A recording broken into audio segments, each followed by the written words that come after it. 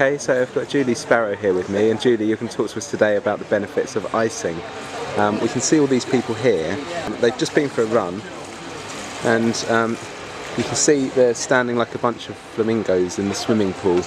Why are they doing this? What's the benefit? Okay, the benefit of being in somewhere cool when you've been running is absolutely brilliant. It allows the blood flow to just slow down a little bit, which means that any micro trauma from the run, if you like, is going to be minimised.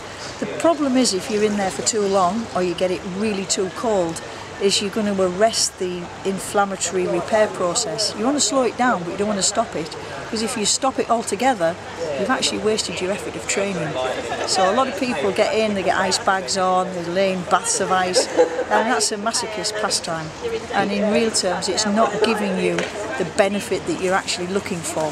So your opinion is that actually that's too cold, and that a very cool water, or a cold water but not freezing cold water, is better? Yeah, cold water's ideal. If you've not got a pool like this, obviously in the sun it's lovely. If you can get in the shower, get the shower head on, really get it cold and spray it down your legs, that's absolutely perfect, because you get the massage effect as well. And what's the optimum sort of time to be either sat in an ice bath or doing this cold shower on the legs? About 5 or 10 minutes is probably enough. Ice has a strange effect, it's called the hunting reflex. If you keep an ice bag on for about 15-20 minutes and then you lift it up, you suddenly find it's bright red underneath. So you have this period where the blood flow slows right down, and then it's a sudden reflex where the blood flow is massively increased.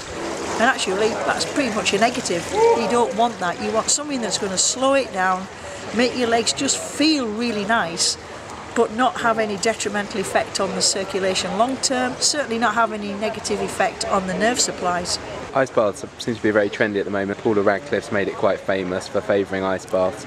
But as a runner, after what sessions do you recommend that a runner would ideally have an ice bath, and also how soon after?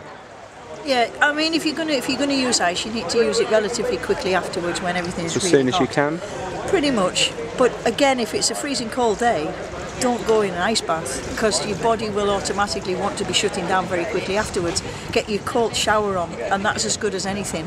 Interestingly enough, the number of teams using ice baths at the last Commonwealth Games was significantly less than the ones using it at the Games before. And again, it comes in fashions. And the evidence, when we've looked at it in studies, is just not that great that it has such a positive effect.